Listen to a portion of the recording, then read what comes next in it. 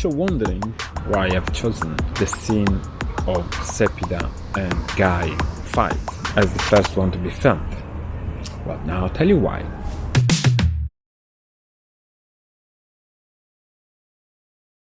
So first of all, this is the shortest scene among them. In terms of dialogues, there are only 2 actors involved, and there is a very short fight. That's one of the reasons. Another reason is that this is supposed to be a test scene to see how we interact as a team, as a new team, because that was the first time we filmed together. I never met anyone. We just met with the actors and with the DOP for the rehearsal, and that's it. So that was a test for myself to understand what's the feeling between all the new team. So another important reason was to understand the ability of the actors, because as a fighting creator, I want to know what's the ability of each person in terms of style, flexibility, the speed of fighting and everything, yeah? Because I had to mold the fight according to the ability of the actors. For example, if one of the actors in the scene there is a high kick in the face, yeah, towards the face, but the actor cannot perform the high kick because of flexibility, then because it's a micro budget and we don't have someone to train everyone for 2 months before they are ready, stuff like that. So when you see that the actors cannot perform the high kick, so you need to transform the scene to a lower kick or a high punch in a way that the fight is enjoyable and it's not ridiculous. I've chosen this scene because you can understand how the actors play their part in terms of acting. Well, I'm sorry to disappoint you, but the job's already been taken, so look elsewhere. And the fighting scene, in terms of fighting.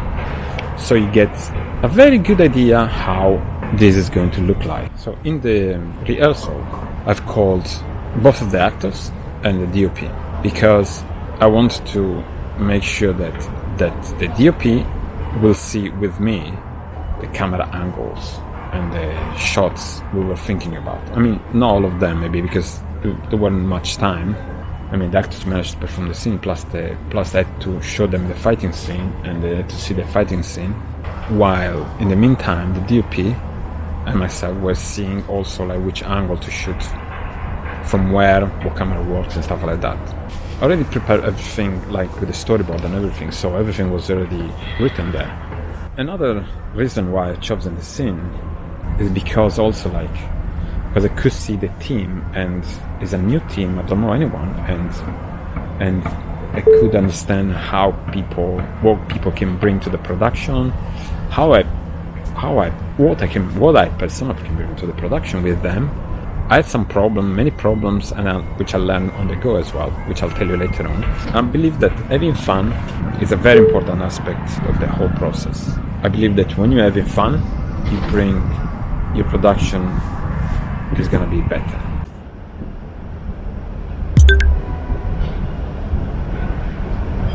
Storyboard wise, I had 2 stages for the storyboard. First of all, I made a general storyboard with the whole filming idea. So in each scene there were only a few shots for the storyboard. Then when I finished with the general storyboard, I moved to the detailed one. So the general storyboard will give you a general idea of what the story is about and the idea of the film, some ideas of your camera works and stuff like that. So the detailed one takes much longer time, because what you need to do is think about the whole scene and each movement of the actors or of the camera and everything. So you need to play in your mind the whole scene and see bits by bits what's going on. That's what I like to do. I like to have everything ready because I already know what I want to see. So it's good to know that we are filming this, we're filming this, we're filming this. Of course, things changes. The detailed storyboard, I put ideally my idea of camera work, angles, frame. Maybe it's not gonna work that way. Maybe it's gonna work better another way. In fact, after that, basically what I've done is I passed my storyboard to the DOP together with the script, so it went along with the script, and show him ideas of camera works and everything like that for each single shot. We agreed with certain things and stuff like that. Then I've asked him what type of camera work, type of camera style we're gonna use. For example, handheld, fixed camera.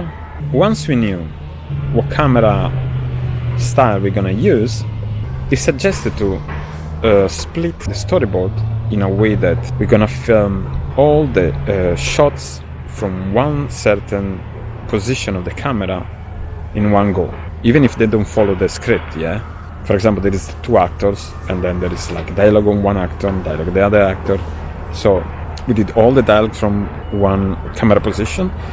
We filmed all the actor A or actress A, and we filmed all of them from that point. So we didn't have to go back later on and adjust again the camera for that particular position of the camera. Thanks to that, you don't waste time between shots. So you do all the shots from that point of the camera in one go, and then you do the rest from the other point and the other point and the other point. You don't follow the storyboard time order, but you follow the camera position. This will help you a lot. Looking for cast.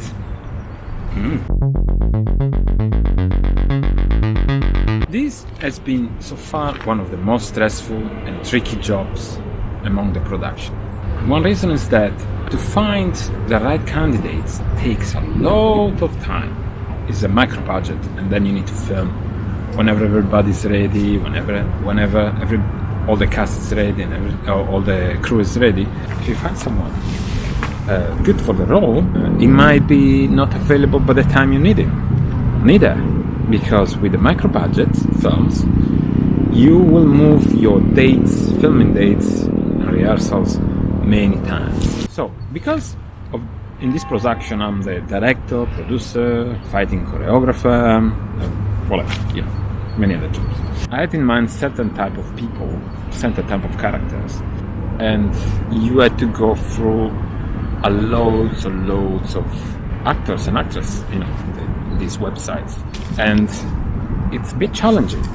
I put some ads in recruiting websites for actors and actresses with specific look and attributes. And one of the attributes was to have a background in fighting, martial arts or stage fighting or all these type of skills. And because one of the attributes was to have a fighting background, the circle of people, of actors, actresses, shrank immensely.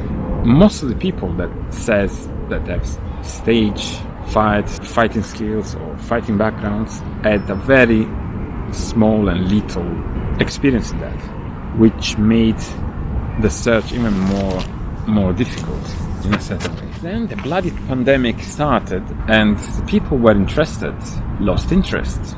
They went for some other projects, or they were doing something else. Within this time, it was very tricky to find a person. Then, the last few months, few people applied for the acting role, and I found someone really good. I've just seen like a couple of scenes of a person, and I already know, well, I'm not saying I'm an expert, but I already see that this person can be a very good actor for this, or actors for this role. It just needed 1 or 2 bits of video actually. In terms of fighting skills, I had to say to myself, we need to adapt. So at the end of the day, my priority was to have a decent acting skills and a good fighting backgrounds. Because with the fighting, you can improve a lot during rehearsal and you can adapt. But with acting, it's more difficult. If you see that the person already has already good acting skills, then that's a very good point, in my opinion. Nice to see you again, Sir Peter. Congratulations. Are you here to arrest me?